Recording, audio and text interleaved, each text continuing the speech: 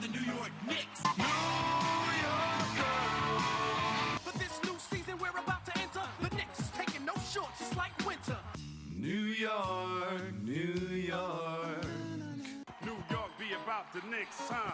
But the best thing about New York City is K-N-I-C-K-S. Everybody say go New York, go New York, go! Go New York, go New York, go!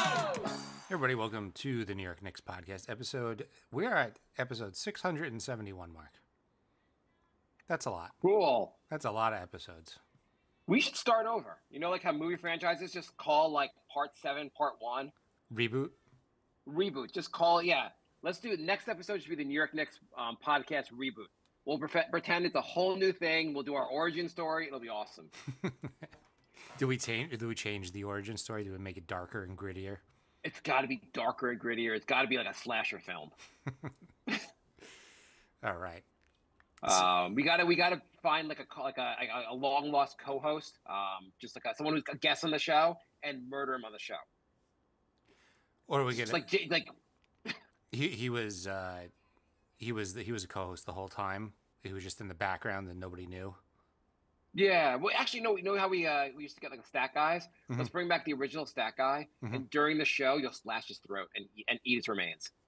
Well, that's a little darker than I was thinking. Oh, I don't know how dark. I'm trying to go dark.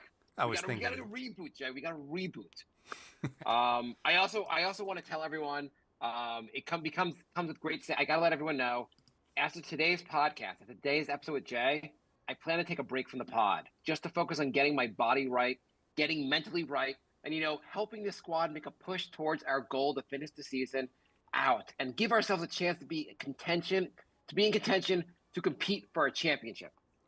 17 games below 500. All right, now it's go time. Now I'm serious. Starting now. Yes, that was Paul George, who is going to take a break from his podcast to help Philly finish their tank. We got a Jay Shady asked, who would play you guys in the New York Knicks podcast movie? Okay, who's going to play us in the movie? Can we pick basketball players? Yeah, sure. I mean, okay. I'm not as tall, but I'm awkward. So Luke Cornett. Luke Cornett. All right. Josh Hart. Okay, so someone's. I'm going to revise mine then. Michael Jordan. I mean, I was trying to be a little. Hart's funny. I mean, Hart's pretty funny. Although you're not going to pick a white basketball player. I think it's funnier if it's not. Oh, I don't think it. Well, I guess in America pre-Trump, maybe it wasn't funnier, but now it's funnier again. I don't know. Am I allowed to do that? I don't know what you're allowed to do, Jay. Okay. I think in America today, actually, you're allowed to. We should get a female intern that we can harass. I think it's all coming back. What about we're going back to 1950s? I'll go with Jesse Eisenberg. Okay. Okay. So I'm going to go with Denzel Washington. All right. Jesse Eisenberg and Denzel Washington podcast. Can Jesse Eisenberg play both of us? Okay, so anyway, before we get into the show, there is a Kickstarter going on for our other podcast called The Brink of Sanity, and I made a card game for it. And the podcast, the Kickstarter is live. The link is in the comments, in the show notes, wherever you're finding this. There's a link somewhere, and we're almost halfway funded already, and there's 20 days left. So check it out. How much are you raising? The show. Trying to raise $6,500. Which will be enough for me to print 500 copies of the game. Yes. This is Jay's lifelong dream / dream for the last 2 years. He's dying to do this. I've contributed. Some people have contributed more than others. We have great fans. Throw 5, 10, 20 bucks, anything you can to Jay and get his dream. He has 2 dreams: for the Knicks to win a title and for this game to be produced. Right. If you contribute, if you pledge at least $25, you get the game. So it's not like just a donation. And there's no risk because if I don't hit my $6,500, everybody gets a full refund. Okay. And think about it this way. For $25, you help Jay achieve his dream and you get a copy of the game. Mm-hmm. Or for $25 to the Knicks, you can buy I think maybe a medium-sized beer. Well, yeah, at a game. No, you can get a 16-ounce Bud Light. Okay, 16-ounce Bud Light at the game. So whichever you Yes. choose, however you want to spend your money. Or, I mean, you could say we did 671 free episodes, and, it's the least you can do, blah, blah, blah. Give Jay a penny per episode.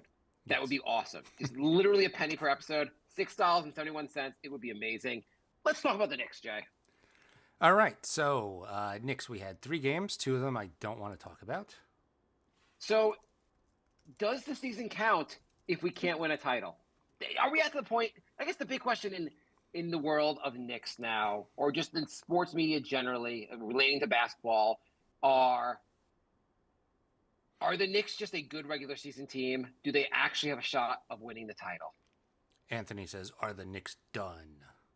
I got an email. So the Knicks lost to of the Cavs and the Celtics, both very good teams. It's not like the Celtics just got blown up by the Pistons. They're really hard to beat. Can you believe the Knicks struggle so much against the Celtics, and the Pistons just beat the crap out of the Celtics? Why? The Knicks tired them out. Yes, the Knicks tired them out. It's like when you ask somebody to open a jar and you can't open it, and then they open it right away, and you say, I loosened it up for you. Exactly. And the Knicks did play Philly last night. Philly, one of the worst teams in the NBA. And Knicks did a great job barely pulling off a victory. Really inspiring times to be a Knicks fan. I mean, Philly actually tries extra hard against the Knicks. They just don't like losing against the Knicks. Everyone tries extra hard against the Knicks. When they play other teams, they're like, we don't even care if we win. We just need to win our games against the Knicks. Right. I think Maxey played the final 33 minutes of the game without sitting for a second. So I get what you're saying. I get that some teams try a little harder against the Knicks, but that's the worst excuse ever. And the Knicks, what's crazy about this is that the Knicks have won 11 of the last 14 games, and we're all in doom and gloom world. They have the 4th best record in the entire NBA, 38-20. They're on pace to basically win they're on pace to tie the same amount of wins they had in 12-13, have their first back-to-back 50-win season since the 1990s. And we're all like, well, might as well just blow up the team. It's over. I got an email from Bleacher Report saying, Knicks equal frauds? ? I hate you, Bleacher Report. And that's pretty much what the media now with the Knicks is basically they're just not for real. Bill Simmons talked about them and said, did you hear Simmons' comment? He said that Brunson is the new king of flop, basically. He's taken the mantle of the flop king. What do you think about that? I mean, I don't think Brunson exaggerates contact. But I don't to me that's a different category than flopping. Flopping is when you pretend there was contact when there wasn't. And exaggerating contact, could you call it cheesy? Maybe, but it's not flopping. What Embiid does where he takes a shot and literally just falls down, that's flopping. I mean, the thing in the NBA is the NBA does encourage players to exaggerate a little bit, because when you get hit and you don't exaggerate, you don't get the foul call. So players are like, well, this is bullshit. Now I have to do this up basically, or else I'm not going to get a call. Yes. If you watch, Towns gets hacked always going to the basket. Brunson gets beat up a lot and doesn't get calls all the time. The NBA has to figure out some way to make this at least the flopping and the not so fair, the star calls kind of ruin the NBA. Yeah, the NBA brought this on, everybody is exaggerating content or flopping all over the place, and it's because the refs don't call the game fairly, and now everybody's trying to get their own calls. By the way, Simmons called Brunson the biggest flopper in the game the day after Brunson took 0 free throws.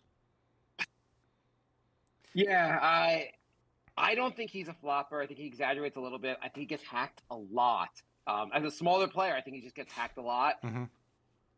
But anyway, I thought it's a ridiculous shot to take at Brunson. When you look at Trae Young, James Harden are still in the league.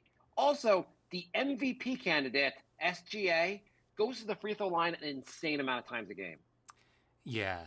So it's kind of crazy how they do it. Nick Nurse, after the Philly game, was saying how the Knicks took so many free throws. You know why the Knicks took a lot of free throws at the end of the game? You were intentionally fouling. Right. He was going on about how many shots that Brunson took, and I was like, you guys fouled him at the end of the game. You purposely fouled him as a strategy. Now you're like, when we strategically fouled him, that wasn't fair that he got shots. Also, by the way, the free throw count near the end of the game was Knicks 6, 4 of which were intentional fouls, and Philly took 2, which was that bullshit Oubre free throw that wasn't even a foul. So I don't even know what the hell he does that apparently after every game. Apparently he's just a whiny bitch, and I'm glad the Knicks. I used to think like, oh, it'd be great to have Nurse as a coach. I'm glad the Knicks didn't get him. Yeah, no. I mean, Philly complains it's just a strategy, basically, more than anything. Well, if he's doing it every game, it's clearly not working. Well, also, you saw the comments. What was it? Minnesota's coach? I forget who's the name of the coach, but he after the game was complaining about how we can't even guard SGA. He's like, anything if we touch him, it's a foul. That was Finch who did that. Okay. No, that was an actual like. I mean, that was fair. It's like you can't touch him, and like I've seen some OKC games. They're pretty rough on defense, and they don't get a lot of foul calls. Yeah, Anyway, the OKC. I mean, whatever. I guess the point being, basically, it's a weird league, and it's weird to call out. I am in Jalen Brunson's corner. I don't think he flops. I think he gets hit, exaggerates a little bit. Most of the time, he's getting hit pretty hard. So Josh Hart did an actual really bad flop, and the NBA fined him. And I'm like, does this rule only apply to Knicks? Because I've seen really bad flops this season, and it was just like they were just waiting for a Knick to do it before they started throwing out the fines. That was a bad one. It was a bad one, but like there's been dozens of bad ones this season. It just seems like it's always the Knicks that get fined. Whatever. You know what? Instead of complaining about this crap, I want to say before we get into talking about the Celtics, the Cavs, the Knicks, or how real they are, and they can't beat the top 3 teams in the league. I want to say, and people will talk about, hey, the Knicks went all in for this roster and blah blah blah blah blah. Do you know how this situation could have been worse? Getting Paul George? No, I mean that would be worse also. But there was another move the Knicks were looking to make, and this roster's having a great season. Blah blah blah. It's a fun roster to root for. Let's take you through the other sliding door scenario. According to Jake Fisher, once upon a time, Philly presumably could have extracted every draft pick that the Knicks possessed before it splurged on trades for Mikal Bridges and Cat.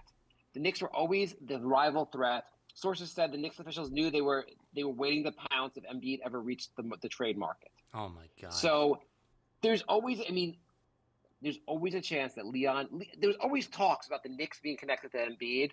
What if after last year's playoff, Embiid had asked out, the Knicks had gone all in on Embiid, and we were basically a top 6 worst team like Philly. Well, yeah, because his career might be over. I'm not even exaggerating. They're talking about giving him the surgery that Ball had, and he missed 2 years. And Ball's a lot less heavy than Embiid. Like this could be the end. We might not see Embiid again, and to make that trade would have been the worst trade in Knicks history, hands down. Even if he's out like half it, like for like a 6 months, like 6 months plus, you never know what condition he's going to be in next year. He pretty much has missed almost this entire season. Whatever you want to say about the Bridge and Cat moves, this like we're so lucky not to get Embiid. Yeah. And a lot of people are complaining about the picks for Bridges, but I really don't think it's as bad as people are making it out to be. Okay, so the idea basically is these picks. Yes, you could draft a player and develop them, and the Knicks need to draft and develop players. But the other thing is they're like, well, if we still had this treasure trove of picks, we would be still on the market to really improve this roster. Mm-hmm. Here's a question, Jack. Who would the alternative players we could have gotten for those picks? Paul George. Yeah, that's an alternative. Or Jimmy Butler. Right. Somebody in their like mid-30s that makes double the amount. Yeah, there aren't that many amazing. So the one name that basically Knicks fans get excited about, and he hasn't asked out yet, but there's a possibility he may in the future, is Giannis. Do you think trading for all the what the Knicks have done with this roster precludes them from getting Giannis? No. So I'm thinking a Giannis trade is built around trading Cat for him, right? Cat or Bridges and OG or something like that. I don't know. Like, I mean, if Giannis asks out, it's really if you're Milwaukee, you're not taking OG and Mikal Bridges. You're like, fine, we'll take Cat. We'll build around. You guys have an all-star center. Give us. I mean all-star center. That's and then the salaries pretty much match. So yeah, that's pretty much the trade. So I was talking to a Knicks fan that I'm close with recently, and I said like, hey, like while we seem like an all-in roster right now, Giannis is unhappy. I like Cat, love Cat, don't want to trade him. If Giannis was available, I would trade Cat for Giannis in a heartbeat. This Knicks fan was like, "Are you kidding me? There's no way I would do that." This Knicks fan seemed to think Cat was 25 and Giannis was 30. I was like, actually, they're like a 1-year age difference. Right, like what, 28 and 29? I think 20, 29, or 29 and 30. I forget. Mm-hmm. But what do you think about that? Would you do Cat for Giannis? And not that this trade, it's not open yet. We don't know. But there's a possibility Milwaukee has is a 1 and out in the playoffs, and Giannis is like, I don't need to play in Milwaukee anymore. Yeah. Jay Shade is saying Luka. I mean, yeah, apparently Luka was available. We didn't, but nobody knew that. Yes. So right. It's not like we would have gotten the call from Dallas. Right. And the Knicks were like, nah, you know what? We really want it. We want to bring this Villanova crew together so bad. We're just going to say no to Luka. Right. And also, it doesn't seem like they wanted a star, a current all-star who could sit on the bench and never play. So, like, it was really had to be Anthony Davis. But the funniest thing would be if Luka's, like, just doesn't re-sign with LA. That would be pretty hilarious. I would be shocked. If there's any way to bet on him re-signing with LA, I will bet my house. You know what? I think it's more likely that Kyrie opts out of his contract and ends up in LA, and then you got another big three. Yeah, that's more likely. It's more likely that Kyrie leaves Dallas. Who knows? Kyrie changed his background to purple and gold. Not thrilled about the Lakers getting another. Anyway, I mean, in fairness, Dallas, if Anthony Davis is ever healthy, it looks like a good team. I mean, it's not like it's not a crazy bad team or anything, but no, but they're too injured. Like, if Davis is hobbled the rest of this year, Gafford and Lively are already out. So, like, this year's kind of a bust. And if Kyrie walks in the offseason, you got Davis and, like, PJ Washington and Clay. Like, that's not even making the playoffs. Is Kyrie a free agent this summer? He has a player option. Holy shit. He's definitely exercising that player option. Why would you not? You could just be like, hey, even if I want to come back to Dallas, well, I have you guys around the ball, so like you guys have to max me now, long term. No, you decline the player option and sign a long-term contract. Yeah. No, I'm saying like there's no way he doesn't decline because Dallas pretty much has to give him a 5-year max deal. Yeah, or he just declines and the Lakers give him a 5-year max deal. Can the Lakers? Whatever. Let's the Lakers always the Lakers seem to have unlimited cap space always. It doesn't matter. Like they always figure it out. Yeah, they'll figure it out. But the Knicks. So, do you think trading Cat for Giannis, and we'll go back to the actual team in a second. But do you think trading Cat for Giannis would put us over the top? Probably. Yeah, absolutely. Okay. What's wrong with our current team, Jay? Are we just a regular season Atlanta, like one of those Atlanta Hawk teams that wins a lot in the regular season and then sucks in the playoffs? What are we? Anthony and Jay Shady are very concerned about how the Knicks look against the Cavs, the Celtics, and the Thunder. I'm a little concerned, but a little, just a little. A little? Yeah, just a tiny bit.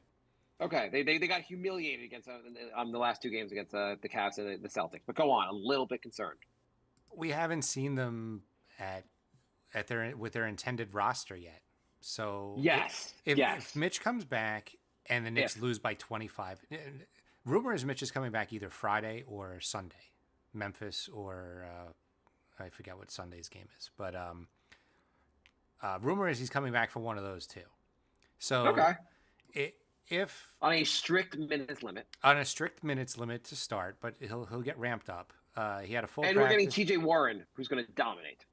Probably. Most likely. It's down to T.J. Warren or some other Westchester. Okobe? I can't. You know what? Having this Oblado. Life goes on. This is why the podcast never got big. We were so unprepared. Anyway, yes. So by the weekend, the Knicks could have Mitch and one other player. I hope it's T.J. Warren, to tell you the truth. By the way, I was looking at Westchester stats because I don't really watch Westchester games. Mm-hmm. But you know who's having a pretty good year in Westchester? Mm-hmm. Jacob Toppin. Good. I'm happy for him. Maybe they could add Jacob Toppin. Maybe he is the key to putting us over the top. That was just the that was the plan all along. Like, yeah, the guy who was on the bench like half the season. We're just gonna play. He just comes in. He's like, "This is gonna be a Disney movie. How well I play." So the Knicks are gonna have 2 new players by the end of the weekend, most likely, and then they're gonna look different. I mean, Tibbs called Mitch the starting center.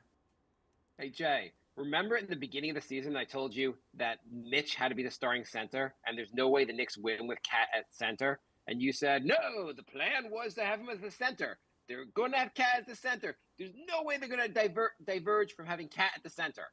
I thought it was the other way around, really. I'm pretty sure I said the whole time that Minnesota had Cat for all those years, played him at center, and realized they had to go all in to get Rudy Gobert because Cat is not a center. I don't know. We'll let the chat say. Did Mark say that? I'm not sure. Yeah, I'm pretty sure I said that. And you kept going like, well, it's not going to make – because I also pointed out like Precious and Mitch. I'm like, well, they're really not like adding an extra guy because they're like – they kind of serve the same purpose. Jay Shader wants to know how Mitch helps guarding the three-point line because they get bombarded by threes against the Celtics.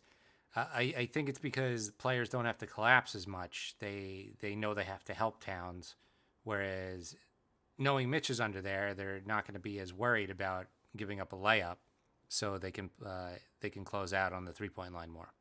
There is a strategy to collapse more to help Towns, and you're right. So they definitely can like rely a little bit more on Mitch in the paint. Yeah, so that should make a difference. But I think it's going to make a big difference. I hope so. In the past few years, they've actually been a solid team at defending the 3-point line. Do you know the Knicks? The other night, so how many 3-point shots do you think the Knicks took against Philly last night? I think I saw it. It was 19. Yeah. Do you know that night, all the other games played, no other team shot under 30? Which is weird because the Knicks have a lot of really good 3-point shooters. Oh, wait. They have a lot of really good Are you sure about that, Jay? Mm-hmm. Are you sure about that? Yeah. Do you know who's been shooting well from 3 for the Knicks? The last month or two? Almost no one. Oh yeah. Okay. Yeah. But overall their averages. No. Everyone started off the season hotter and it's gotten worse. Josh Hart at some point in the season was like early in the year was shooting like 50% from 3. He was on fire. He's down to 33%. He's been terrible from 3 as of late. Yeah, teams aren't even covering him. No, and he's just like he's hesitating. He's got to get his shot back. He's in his own head because, the teams aren't covering him out there, and he's still not taking the shots. Brunson has been good. Good, shooting about 40%. Fine. OG, shooting like 37%. He's been not great as of late. Bridges has not been great from 3 as of late. All the guys that are supposed to be making the threes are not making the threes. They're not currently a really good 3-point shooting team. No, but career-wise, they're all well above average. Sure. I'm not saying – I'm saying these guys can shoot better. But lately, it's been not great from 3. You know why? Because they're not shooting threes, so they're all rusty. They need to start shooting 3. They're also like the Celtics are shooting like 53s a game, which seems outrageous. But you know what? I feel like you might have to shoot in the upper 30s at the very least to compete in the NBA now. Yeah. The Pistons beat the Celtics by hitting a ton of threes. Yeah, I mean, it's the new everybody's doing it. Everybody's doing it. It's so cool. You got to try shooting 43s a game. It's the coolest, man. The Knicks are in the Just Say No club, but it's for threes. No, we want to play short 2-pointers. It's last night's game. It didn't seem like anyone was really nailing their threes besides Brunson. So and he didn't even hit that many. Like, I don't know. I like Josh Hart has become like non-existent from three, which really hurts the off. Here's a question, Jay. Mm-hmm. Do we change the starting line? Well, Mitch is coming back. The other guy was Chuma Okeke. Chima Okeke. Yeah, yes. it's him or TJ Warren are going to be the 15th person on. I am going to vote for the guy whose name is easier to pronounce. I'm going to go with the guy who's been averaging like 20-something points a game all season. So is Warren. They both have been. Yeah, that's who I'm going with. Same guy. Oh, I was saying Okeke would have been playing pretty well. No, Warren's averaging like 25 points a game. Yeah, let's bring him on. Bring him on. He's a force. What the Knicks need right now is another guy who can't play defense. They need outside shooting. They need outside shooting. You can have a couple bad shooters and do well. I mean, bad defenders and do well. Like, you just can't have a lot of them on the court at the same time. Shamet's been better on defense than offense. Mm-hmm. Campaign, when he plays, he's shooting okay from three. He doesn't get a ton of minutes. I mean, part of the problem is that Tibbs plays the starter so many minutes and doesn't give anyone else a lot of minutes. I don't know. So here's a question. Mitch comes back. He's limited in terms of minutes. So even if he's the starter, he's playing no more than 20 minutes a game, right? Correct. Yeah, I would say at least 5 to 10 games. He's maxed out at 20. What's the rest of the lineup look like? So I think you move Hart to the bench. Yeah, Hart's got to go to the bench. And then you have McBride, Hart, Warren, Precious, and Mitch as a bench. Yeah, I mean, that sounds decent. I feel like Hart is such an unselfish player and really works out. Like, he's awesome. But I don't know if having him – so apparently the stats with him and Bridges and OG, the stats are all better. The plus-minus numbers are all better when it's Hart and OG, Hart and Bridges and OG. When the three of them are not together, all the plus-minus are better. There's something about having the three of them together has not worked as well as hoped. Well, I mean, it's good to stagger these guys anyway. Like, the only team I've seen successfully do the A-team, B-team was that Phoenix team of, like, 2010, where they had, like, Dragic and all those guys. For those that don't know, this A-team, B-team thing, Jay has been talking about it since the beginning of our podcast. I believe he must pleasure himself once a year to, like, film clips of this team playing. He's in love with this idea. Well, they had Phoenix had this A-team and this B-team. It was so amazing. Anyway. It was, but you have to have 10 deep, and the Knicks, the Knicks should just stagger their starters. That's what I'm saying. They need to stagger things. Maybe is it crazy to have McBride start and move Bridges and Hart to the bench with Mitch when Mitch is healthy, or just mix things up a little bit in terms of the lineups. Yeah, I mean, I would probably still have the just Hart going to the bench, but because it's a little like you have a huge lineup if you keep Bridges out there. I mean, that is a gigantic lineup. Right. I mean, all these guys are going to play a lot of minutes, but like I feel like it would be maybe helpful to like have Bridges and Hart doing a lot of competing against the other team's second units in the second quarter. Yeah. I mean, and the parts of the third and the early fourth quarter. I feel like mixing it up might be beneficial. McBride has been really good, especially when he starts. Mm-hmm. His defense, even though he's small, he can guard guys above his size. Mm-hmm. It's not like he's lighting the world on fire, but every time he starts, he puts up great numbers. That is true. His numbers do spike when he starts, and not just because of the minutes. I don't know. He just seems to play better with the other starters. Right. I mean, I know it's hard to say that things aren't working because the Knicks have one of their best records they've had in years. So things are kind of working, but they're not working against the best teams. And you got to try something different. Unless Tibbs is like, I'm going to try. I have all these great new ideas. I'm only going to show you guys in the playoffs. You never know. I mean, I don't think Tibbs is an idiot like most of social media seems to think. So I think he has a plan. I don't think his plan is to just get 55 wins and then get swept by like one of the top 3 teams. I mean, is it also? I mean, when people also talk about changing the lineups, it sounds easy when you're posting on Twitter.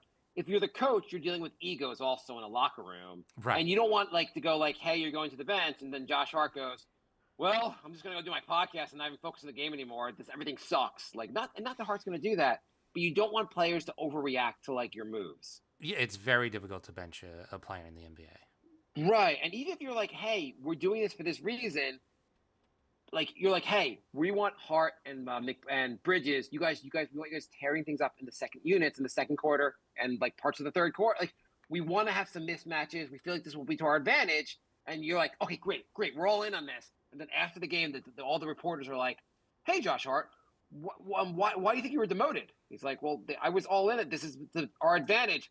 "Oh, okay, you're accepting the demotion?" Right. Bleacher Report. Is Hart washed up? He's not even starting anymore. Yeah. Top 10 most washed up players. Josh Hart, number 1, because he's not starting. Right. Was Bridges a bust because we're playing him 38 minutes a game, but he's not starting? Right. Bleacher Report, by the way, had OG as the 3rd worst contract in the NBA in their top 10 bad contracts. Bleacher Report just likes to go like, "Hey, you know who's the most engaged fan base? The Knicks. Well, Knicks and the Lakers. So let's just always say something negative about the Knicks because that gets more views." You know what the insane thing about that list was? Paul George was 8th. I can easily do 10 contracts that are. I mean, first of all, I don't think OG's a bad contract, but like 10 worst contracts. Obviously, Paul George, Joel Embiid. Who else? I would argue that George is the worst, and then Embiid, because if Embiid has to retire, at least like you get that salary waived off your cap. Like, George is going to be just healthy enough to just eat up $50 million of your cap for the next 4 years. Okay, Joel Embiid is not retiring for years. Even if it takes 2 years, he's not going to retire. He'll be like, "I'm still coming back." I'm just saying, like, there's some hope of insurance covering that near the tail end of his contract. I guess. Embiid's contract is worse because he can't get on the court. At least Paul George is looking like ass on the court. He gets on the court. Yeah, he can do some things. Anyway, they're like the top 2. Bradley Beal's contract. Yeah. Who's having an okay season, but so you know they had bad contract. Did I tell you who was number 2 on this list? Who? Tatum. What? Yeah. Bleacher Report is the worst contracts in the NBA, and Tatum is on there? Yeah, because he makes a lot of money. That was their only reasoning. Okay. The guy building a Hall of Fame career, right. Potentially looking to win a second title this year. Worst contracts, yes. At 26 years old, and he's always healthy. What was the Bleacher Report discussion? Hey, could you add LeBron also? We really need views in this. How baity can we make this click? Oh my God. I am Bleacher Report. It's a lot of just like clickbait. It's. What if we can make a sports network that's all clickbait? Right. Bleacher Report. You know how everyone hates slideshows? We'll make all our articles slideshows. All our articles slideshows. Yes, it's terrible. I'm glad people post the list because I will not click on a slideshow article. I'm not giving you 10 clicks for like 1 sentence each page. I know what you're doing. Okay, so what's going wrong? What is going wrong with these games? Why are they losing to Cleveland and Boston? I mean, forget OKC. Let's just talk about do you think Boston and Cleveland are flat out better than the Knicks? I think they're. Oh, by the way, just before you even answer, yeah, a friend of mine who's a big Boston fan gave us after the last game, and I guess I made some excuses for the Knicks lost to Boston. He just texted me, is like, you guys just gonna bitch and complain about your loss and make excuses? I mean, anyway, I think right now the Knicks are not as good as those teams. I'm not saying that by the end of the season, maybe we have a healthy Mitch. TJ Warren is playing well. Like, everybody's healthy. I don't know if those other teams are better. Right now, I think they are better, but I don't think they're 25 points a game blowout better. Like, something's just, I don't know if it's in their head, but they're not that much better. One of the crazy things about Cleveland, Boston obviously won the title last year and they have a great team. Cleveland, do you remember how last season ended for Cleveland? It was a first round out, right? They've been a first round out 2 years in a row, including getting beaten down by the Knicks. Yeah. They lost to Orlando last year. after last season, the conversations were, is Cleveland, are they rudderless? Are they going nowhere? Will Donovan Mitchell even resign there? They were a lost franchise and being like, what are we even doing here? And now they have the best record in the East. I guess there are a lot of doom and gloom fans that are saying like, well, this is what if the Knicks can't win the title this year, it's over. What are we doing here? We totally screwed up. It takes a bunch of years. It's not something some teams can win right away, but most teams it takes a while. It's not the Knicks have a 4-year window at least when these guys are in their prime. It's not crazy to say the Knicks can go from here and just get better from here. I think this is a big point that people are missing. The Knicks' entire starting lineup is under 30, which means, yes, they do have like 4 years of all of them in their prime. But also, Boston and Cleveland have had pretty much their whole starting lineup together for years at this point. The Knicks added 2 starters this offseason. So they had 2 weeks to practice before the season started? And they haven't had their intended starting lineup all season. So, yeah, I mean, there's definitely more cohesion, more chemistry they can build. It's not like this is the Knicks ceiling. That's it. Let's blow it up. The Knicks can definitely get better from here. Cleveland got better. They had Darius Garland is having a better year. Donovan Mitchell's not really having. He's just playing just like he did last year. He's not any better. He's just a very good player to begin with. Their bench can hit threes. Their bench has been playing really well. Is it crazy for the Knicks to add some guys to the bench and become so much have a lot better bench? No, it's not crazy. The bench is the easier spots to fill up anyway. The Knicks did the hard part. They got a really good starting lineup, so they can add a couple shooters off the bench. I mean, Josh Hart could spend the offseason working on his three-point shot. So could OG. So could Bridges. Guys can get a little bit better. You can find 1 or 2 guys for cheap for the bench that can give you a little bit more. I mean, like Dean Wade. It's not like Dean Wade's some amazing player, but he's a solid role player that you'd love to have on your bench. Cleveland's got a bunch of those guys. The guys that are kind of like they're not even close to star players, but they're solid role players that really make a difference. They make a difference when their starters leave the floor. They have a very deep team. Yeah, they do. The Knicks sacrificed a lot of depth to build this team. There's definitely a very strong path forward, but I think people should look at how Cleveland was after last season and what they're doing this year, and remember the Knicks' fortunes can change a lot in the next year or two. Yeah, and it's not like, I mean, Cleveland is pretty young. They're going to be around for a while. Boston's not that young. I mean, obviously Tatum and Brown are, but Holiday's 34, White's 30, Porzingis, he's younger, but who knows if he's. I mean, they're also I think a second apron team. I think they're having some salary cap issues going forward. Right. If you want to Pritchard's going to demand more money, guys are going to demand more money, and they're not going to be able to keep them. Yeah, if I had to guess, Boston's window is way shorter than Cleveland's. Right. I mean, either way, they're going to try to reload and so forth. But so for this season, the Knicks are a level below. It'd be fair to say the Knicks are a level below Boston, Cleveland, OKC. Is that crazy to say? No, I know. And but like I said, in the next 25 games, that might change. But yes, right now they are a level below. Knicks are arguably the 4th or 5th best team. I think they're on par with Denver. Those are the best teams. The Knicks are still a top 5 team in the NBA right now. Yeah, Jay Shady was saying Ty Jerome is really good. The Knicks got to find random guys like that. Yeah, that's what they really need to do. That's the next step is to find these random, Ty Jerome, pretty random guy. Nothing that he's a guy you could find if you just have to be really good at finding players. You found the starters, you got to find the bench. Yeah, the championship teams just they find 1 or 2 guys like that, and they're the final piece on the team. So the other thing is that if you look at what's going on with the Knicks, Brunson didn't have a really bad games against Cleveland and Boston. The guys that are not contributing are OG has to contribute more. Mikal Bridges has to contribute more. You cannot beat the top team, one of these top teams, if OG and Mikal Bridges aren't going to do more. Yeah, I mean, I feel like there's some weird synergy thing where OG and Bridges just can't play well on the same night. Yeah, I feel like that's why you want to. I know, like you have all the issues with adjusting the lineup, but it may make sense to adjust the lineup because maybe the guys on the floor, like, these guys are just not fully clicking together.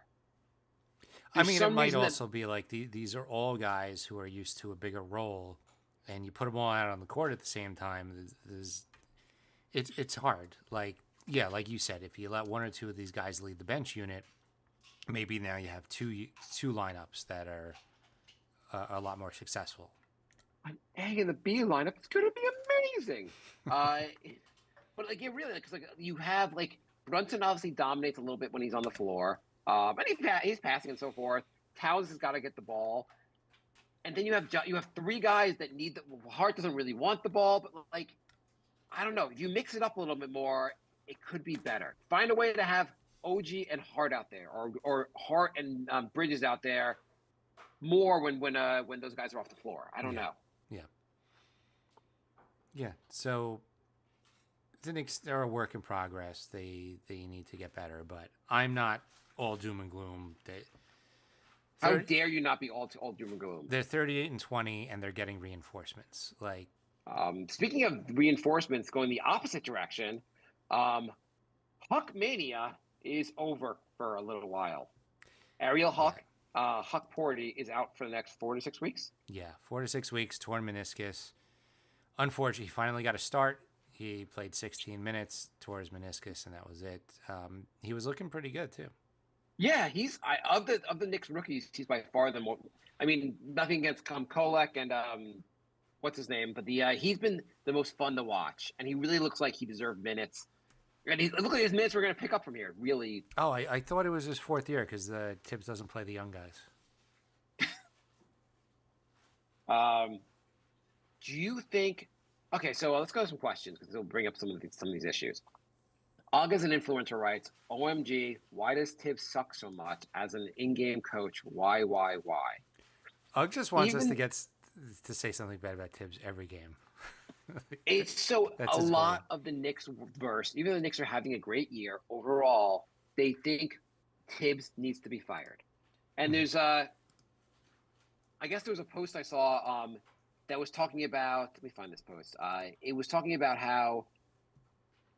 No, that's one. Well, I don't know what the post is, but it was talking about basically all these teams that like had to switch coaches to get them take the team to the next level. For instance, Toronto switched coaches before they took it to the next level when they brought Nick Nurse. What do you think about the idea that the team has reached its peak with Tibbs and we need a new coach to take us to the next level? Can we see one healthy playoff run before we fire the coach and redo everything? No, we need to overreact at all times. I mean, really, like the guy had 6 injured players in the playoffs last season and almost made it to the conference finals. So let's give this team a chance. Yeah. Is that too? Is that not clickbaity enough? Yeah. You need to change coaches every time someone on Twitter every time we lose a game we need to change our coaches. Right. Like literally you guys lost the 14th coach of the year. Tibbs does a lot he really raises the floor of every team he's on, every team he coaches. Is he holding them back? I don't see how he's holding them back. Like he could experiment with the lineup. There's more he could do, but I don't think it's his fault that Bridges is not hitting as many threes or OG's not hitting as many threes. These guys also, like, as much as Tibbs has to figure it out, the players should be figuring this stuff out also.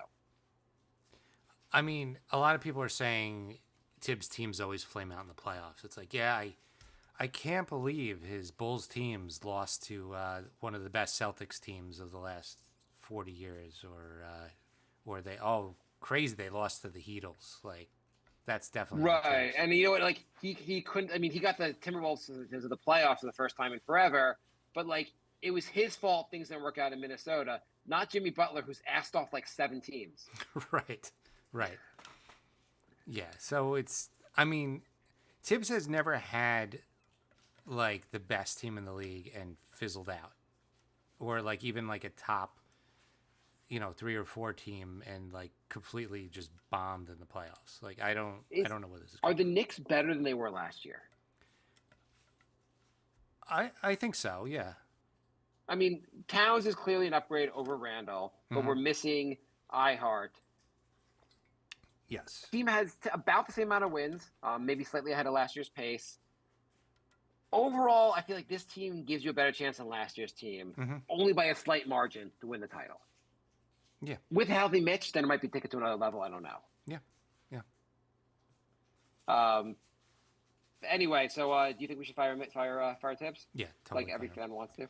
NYKnicksPodcast@gmail.com. Sam writes, "Hey guys, now that we're 0-7 against the top 3 teams in the league and looking like third straight second round exit this offseason, if they are available, who would you guys rather trade for, KD or Giannis, with a package of OG and Mikhail plus Mitch?" Giannis in a heartbeat. Is Durant going to get into the playoffs, or just make these? They're not. He's not even making the play-in. Yeah. So Durant's awesome, but what the hell's going on in Phoenix?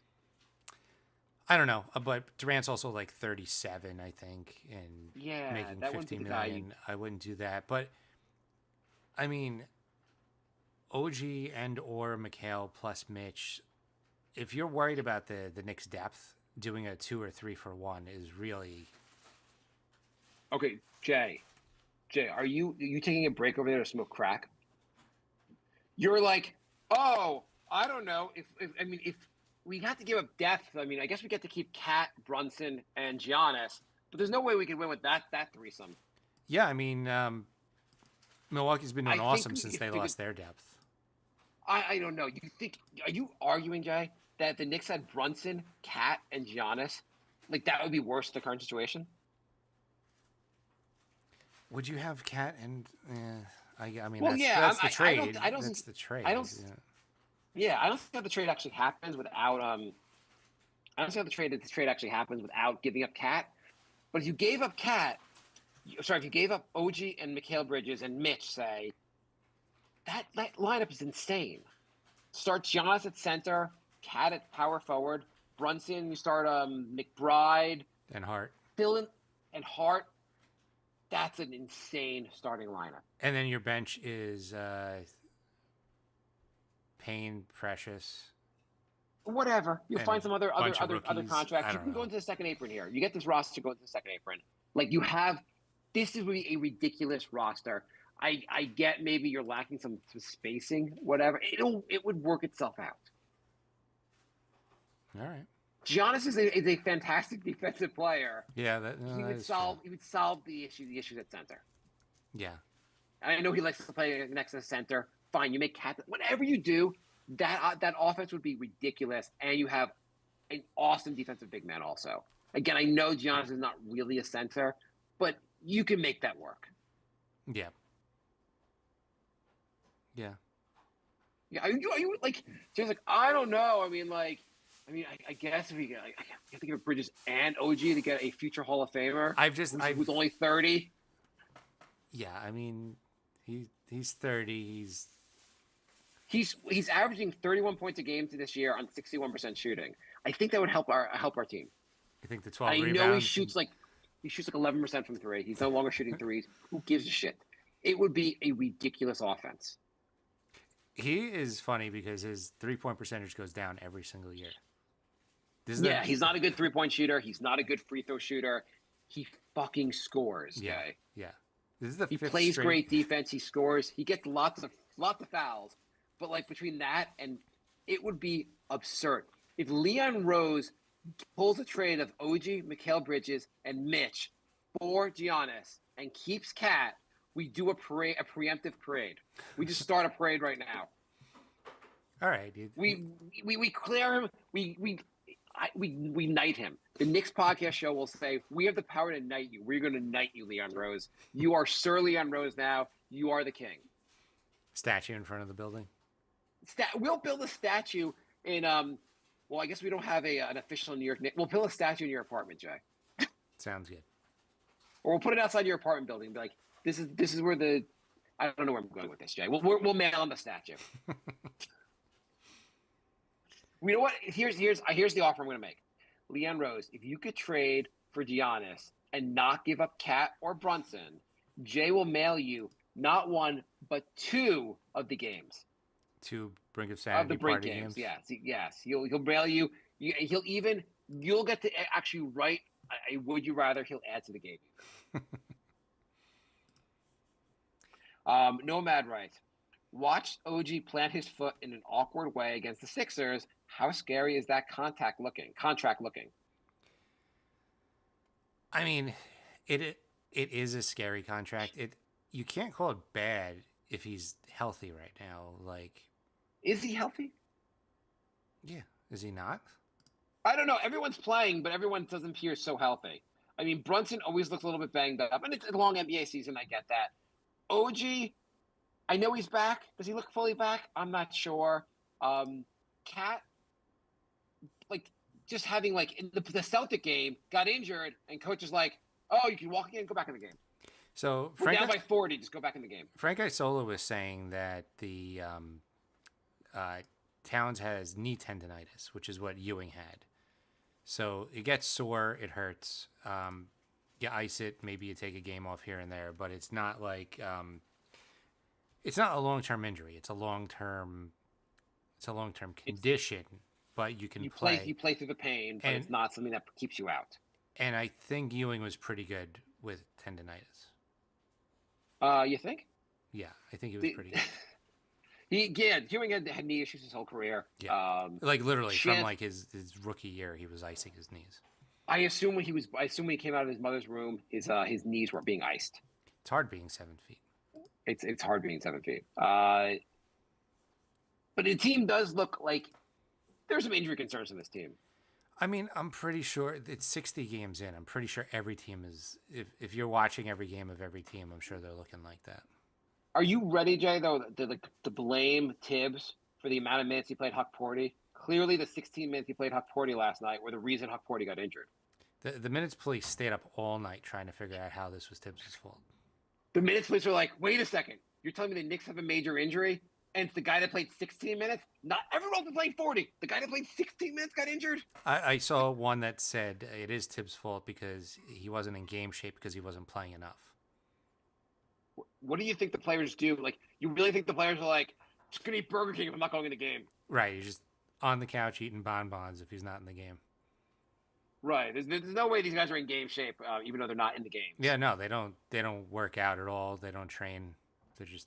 Yeah, there's like, I'm not going to, you know what? If Tibbs says he'll play me tomorrow, I'll do a sit-up. SEC writes, Huckmania is on. Hope he plays as full-time backup center when Mitch comes back as a starter. FCC missed that he's out for a while. Got bad news for you. Leon Rose for president, and I will vote for Leon Rose for president if he can trade for Giannis. Which wings should the Knicks sign next season to a mid-level exception or league minimum? This question is a off-season question. Yeah, I kind of don't want to right now just talk about what the Knicks are going to do next season. I want to talk about how awesome the Knicks are going to be this season. I mean, I could fantasize about Giannis, fine. But, like, that's at least like a superstar trade. If we're talking about a move at the margins and we're trying to figure that out now. It's weird. So right now the Knicks look like they're going to play the Pistons first round. Are the Knicks going to beat the Pistons, Jay? Yeah. Why do you say that? Because the Pistons have beaten the Knicks this year. What is the Pistons are winning the series? What, 3-1? Regular season series means nothing. Are you sure? Yeah. Remember when the Knicks were 4-0 against the Hawks and the Hawks stomped the Knicks? And the Knicks beat the Hawks in the playoffs? Yeah. Remember how Julius Randle was godlike in the regular season against the Hawks, put up insane numbers, and they were like, the story going into it was like, the Hawks cannot stop Julius Randle. And Julius Randle's like, don't worry, I'm going to shoot 20% for this whole series. Well, I mean, he was also like, don't worry, I'm going to get triple teamed for the first time in my career. I mean, wait, if they're all going to defend me, everyone's open, but I need to hold the ball anyway. I mean, what is he going to do? Pass to Elfrid? Yeah, if you see three guys covering you, then you can send the only guy you could see is Elfrid Payton. You're like, I'll just keep the ball. It's fine, yeah, Elfrid. Exactly. I'm probably better off doing this. By the way, Elfrid Payton made an appearance back in the league. Yes, he did. He did. He's on what team is he on now? I don't remember. I saw he was back. I don't even know if he's playing though. Just to put a point on that Knicks team that played the Hawks, how many players that are on that team are still in the NBA? There's maybe 5. Okay, so Randall still in the NBA. Yep. Mitch still in the NBA, though he wasn't healthy for that series, so I guess he doesn't count. Quickly. Okay, so guys that quickly. Do you have the box score up? Do you know who is on? I'm just thinking off the top of my head. RJ, Burks. That's basically it. Maybe one other guy is still in the NBA. Taj, right? Was he on the team then? Oh yeah, Taj was on the team. I think was Grimes. Grimes wasn't there yet, was he? Let me see. So I'm gonna look. Rose is out. Randall, Barrett, Burks, Bullock is out. Toppin was there. Oh, Toppin. Quickly, Taj. Noel's out. Kevin Knox actually joined Golden State. Really? Yeah. Yeah. Are you sure it wasn't Golden State Shanghai? And Frank is out. Yeah, the Warriors put him in when they were up by 40 and he dunked it and they're like, see, everyone online was like, see, Knox is getting minutes. I'm like, only when they're up by 40. He's developing. He's developing. You know he's still 19? So, yeah, Alfred Payton is playing on Charlotte Hornets. So I think one of the points also is that the Knicks, like people will say this is the Knicks' third year not getting past the second round. Is it fair to is it fair to say this is the Knicks' third year together when this team has only really been together now this season? Because with the 2 new starters, it's a kind of a whole new team from last year. Right. Yeah, I mean, no, I don't think that's fair. Okay. It's not fair. The Knicks... Oh, this is frustrating season. I'm just frustrated. Are you frustrated, Jay? How are the excuses? I'm not as frustrated as you. I'm a little frustrated because, I guess in the playoffs, if the Knicks lost to Detroit in the first round, that would be catastrophe, right? Yeah. If that happens, what would make you think hey, maybe we need to move on from Tibbs? Would a first round exit to Detroit make you think hey, assuming no major injuries, assuming the team is mostly healthy, would you say Knicks lose the Pistons first round, we should bring back the coach? I mean, it would have to be no injuries, they lose because they kept getting beaten in a certain way and no adjustments were made. Malik Beasley just doesn't stop hitting threes and they don't guard him. Right. If it's just, yeah, I would be very disappointed. I would think, it would be on my mind, but I would have to see how they lose. Okay. I think a first round exit, Tibbs is on the hot seat. Yeah. Second round, he sees his job is secure. 100%. But I think first round is underperforming. Mm-hmm. Ideally, you get past the second round. The second round is most likely the Celtics or the Cavs. Mm-hmm. It's going to be an interesting second round. Yeah, and it's probably going to be the Celtics. Right. And if you get smoked in the in the second round, you lose 4-0 and none of the games are close, Tibbs isn't guaranteed to be back next year. Yeah, I mean, if you get swept and you lose in every game by 20, yes, you have a problem because the Knicks aren't that much worse than the Celtics. So if the Celtics game doesn't go 6-7, or at least 5, but the games are all close. Right. You Knicks have to be in it. There has to be something. I think the Knicks are a good team. They're building towards something. They're getting better. Can you see the Knicks going on a run this year and making it to the finals? I could. If everything clicks right, if everybody stays healthy, it's not out of the question. I really, despite those 7 games that everyone keeps pointing to, I don't think the talent gap is that wide. Yeah, I just think you're playing against teams with a lot of chemistry, and you're not even playing your intended starting lineup. Right. Teams that rely on 53s a game, they don't always go in the playoffs. Yeah. I mean, it's a different beast. I'm ready for the playoffs to start, Jay. I'm tired of the regular season, Jay. Can we switch to the playoffs now? The 60-game mark is always when I'm like, all right, I'm done. It's 58 games, so we're 24 games to go. I'm just tired of the regular season. I want to see the playoffs at this point. I think most people are. Remember when during COVID there was like 66 games and everybody was like, "This is perfect. This is the perfect amount of games." Yeah. I mean, the Knicks. The NBA is never going to take away games, but I know. But it's really just if there was 8 games left until the playoffs, we'd be so pumped right now. so happy. They got the Grizzlies tomorrow night. Last time the Knicks played the Grizzlies, they almost broke Ja's social media. Yeah. Hopefully they beat them again. It's a tough matchup. You got Grizzlies, then you got what's the rest? Then you got the Heat, then the Warriors. I think we might have to do like a Wednesday show or a different night because they got the Warriors and the Lakers next week also. Mm-hmm. What's the record? So you got the Grizzlies, the Heat. We're gonna wrap things up here soon. Also, Grizzlies, Heat, Warriors, Lakers. What's the record here? I'm gonna say 3-1, and I have no idea which one of these they're gonna drop. Right. They should be able to beat the Heat. Warriors, Jimmy Butler. You can always beat them, but Steph Curry can go crazy. Lakers, Doncic. I say 3-1. I think the loss will be against the Warriors. If anything, they're going to beat Memphis and Miami because the Knicks always lose national TV games. So they're on TNT against Golden State and LA. So they're going to lose one of those two. Yeah, it's a rule. Anytime there's a bigger audience, the Knicks. If you were only watching the Knicks on national TV, you'd be like, "How does this team have any wins? How are they not like 10 really and 50? They really don't step up for national TV games. No, it's unbelievable. It's like the Knicks have been blown out like 6 times this season, and 5 of them were national TV games. Yeah, do we overreact to the fact that they just instead of like would you feel better if they just lost to Cleveland and Boston, but it was like like they lost by 10 to both teams? Would you feel a lot better, or does it not really matter that much if it's a loss? No, I think it matters. I mean, if the Knicks lose by 5, you're like, we're right there. Yeah, I mean, you're right, but like at the same time, I don't know. It's still a loss. It's a loss, but when they're down by 30, you're like, well, we didn't even compete. You lose by 5, you're like, okay, maybe. I'm trying to find something to make myself feel better, Jay. You're just terrible at this, Jay. You're not a good Knicks therapist. I hate it. Okay, let's end the show. Well, okay, you want to feel better about it? The Knicks are not 30 points worse, and you can't take a game like that seriously.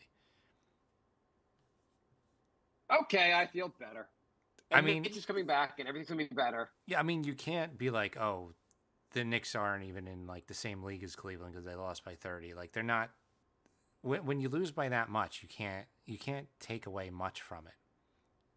Every once in a while, a team gets blown out, and it just happens. It's so frustrating. They got their ass kicked 2 games in a row, and then you're like, well, at least we'll get to beat the crap out of Philly and feel a little bit better about ourselves. And Philly's like, nope, you're going to barely beat us in a humiliating victory. Yeah, I mean, not a great win. Not a great win. Yeah, I mean, the whole Philly game, you're like, the Knicks are better. They're really just flat out better than Philly, but why are they letting Philly hang around? Then you're like, well, they still have Tyrese Maxey on the floor, and yeah, it got close. I swear I was dozing off somewhere in the 4th quarter, and I look up and I was like, Knicks are up by 1 point. What the hell happened? Yeah. I mean, the Celtics lost pretty bad to Toronto. Like, you just have off nights sometimes. You have off nights. The Knicks just always have Knicks have their off nights against the same teams. Yeah.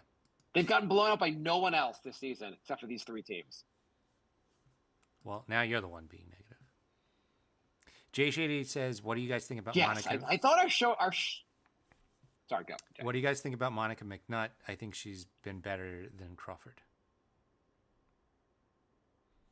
Wow. That's the craziest take I've ever heard. I'm sorry. I'd like them to replace her. I am not a fan. Crawford was a lot better. I really want an ex-player who can just throw in some stories about playing, ideally an ex-Knick. I think McNutt has been I feel like she's been like you forget she's there sometimes. I'm fine with McNutt. I would rather her than the Reggie Millers and Doris Burks of the world, but I did like Crawford better. And like you said, I like hearing like NBA stories and things like that. I think it's beneficial to have an ex-NBA player in there. Well, like she's supposed to be doing the color, not the play-by-play. Right. Yeah, and the color is supposed to be the person like adding stories. Like Yeah. even Wally Zerbiak adds some stories. I enjoy. I know a lot of Knicks fans don't love Wally. I think he's fine on the broadcast. I think anyone could add some stories. I don't know why she's there. She adds no stories. She makes a couple of comments.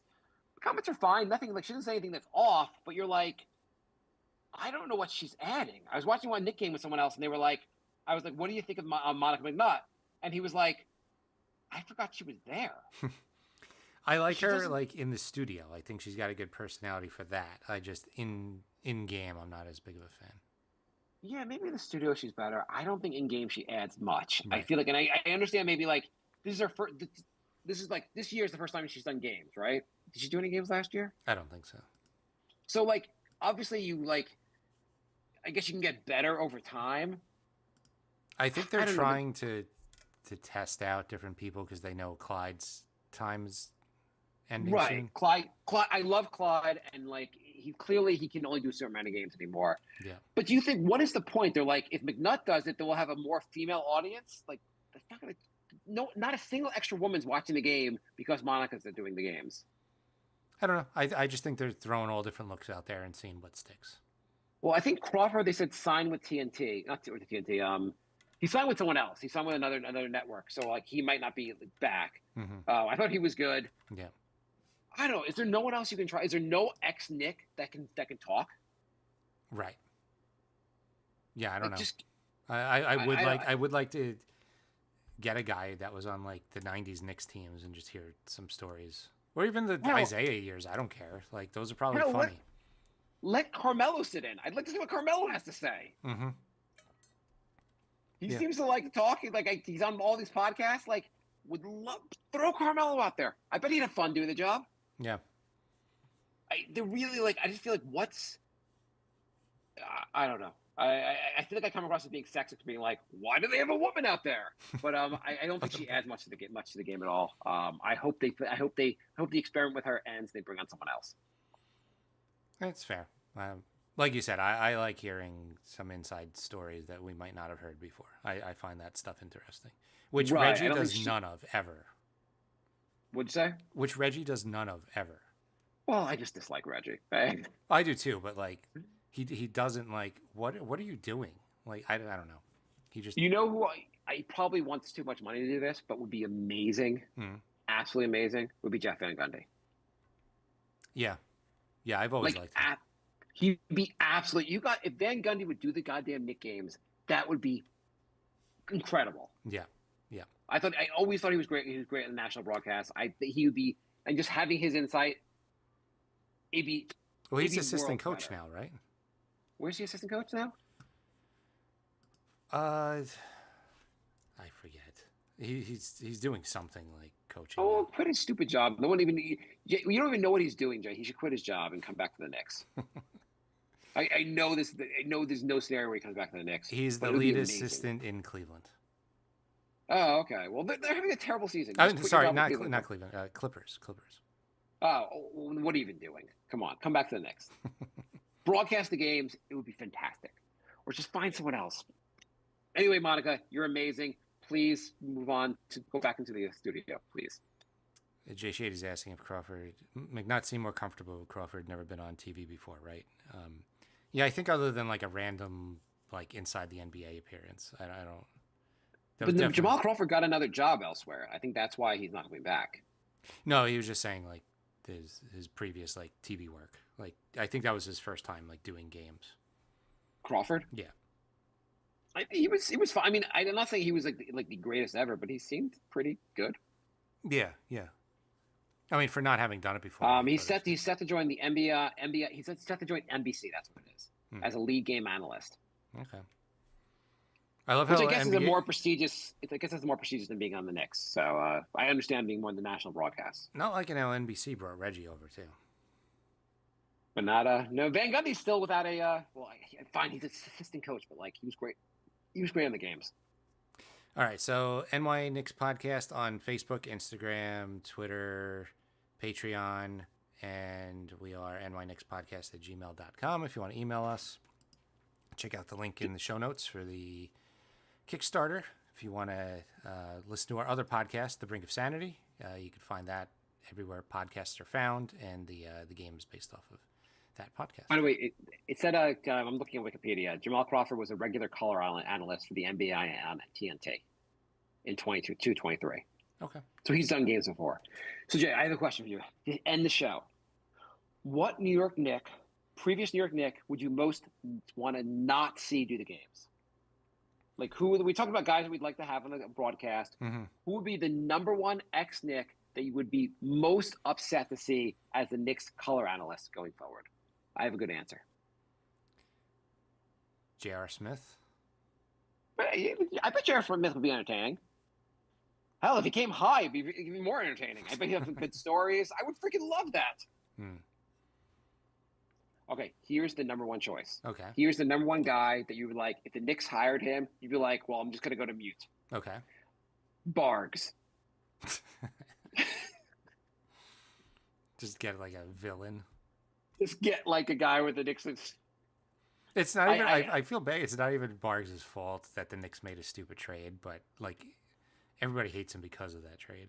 Everyone hates that trade, and him like being a constant reminder of that stupid trade. Guy did nothing wrong, but like everybody. Every game being like, like I wasn't that bad of a player. It's not like the Raptors really weren't going to cut me. Anyway, I'm going to be off next week. Filling in for me is Enos Freedom. That might be a worse one. Okay, end the show. You remember when he tweeted cheat day and posted a picture of 7 hamburgers, and then he didn't play that night because of a stomach ache? That was fun. Yeah, he was awesome. those like late 2000 games were like 2015, 16. Oh my God, it was incredible. The wildest shit going on.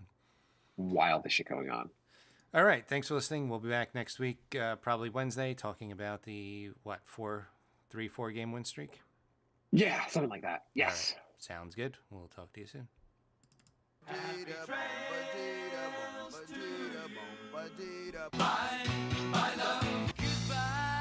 everybody. It's all over. Goodbye. It's time to go. This is the end. Say goodbye. You better go away. I'm gonna leave you. It's the end. Goodbye. Goodbye. Just leave me alone. Feels so good to say goodbye. I'm sick and tired and I'm saying goodbye. Goodbye, girl. Goodbye, goodbye, goodbye. Everybody. You done? Yep. So, can you All right. bring those 2 boxes down and that back? Yep. What's going on? All right. Nope. Nothing. How? By the way, how is your cat? All right. She's just thirsty a lot, but she's acting normal so far. So, yeah, so far so good. I mean, like I said, there is no cure, but it looks like it's not progressing quickly. Can't get her to eat the kidney food, but I'm going to try and get a new brand Saturday. Okay. So we'll see if she'll eat that one. Okay, good. But at least, like, it doesn't look like it's going to be like weeks, maybe months, maybe years. Yeah. That the more time the better. Yeah. In the meantime, I'm just, whatever she wants, she gets. Totally spoiling the crap out of her. Oh, good. Cool. Is she like her acting like herself again, or? Pretty much, yeah. Other than like asking for water a lot, still running around and playing and like acting normal. Awesome. So, Okay, cool. Yeah, there was. Yeah. I mean, like once a week, she'll be like really like sluggish, but she's also like almost 16, so the fact she's Yeah. I was wondering if she's like kind of like out of it or really back to being herself. If it sounds like she's mostly herself, most of the time, that's great. Yeah. Considering she's almost 16 and cats live like 10 to 15 usually, the fact that she's like, playing at all is like, impressive. Yeah. So, yeah, not bad. me shut the live room. Thanks for joining, everybody. Appreciate it. Oh, I forgot. I didn't realize we were in the live room. I was asking about your game. That's all right. I mean, not that it was just like the most boring live room possible for the fans. But welcome to Cat Talk. I'm gonna put the link in the chat room since I left it open, and then I'm gonna close it. There is the link for everybody because I know everybody was dying for the link. You got like an extra like $500 since you started the show. I refreshed like 8 times during the show. I know you're lying.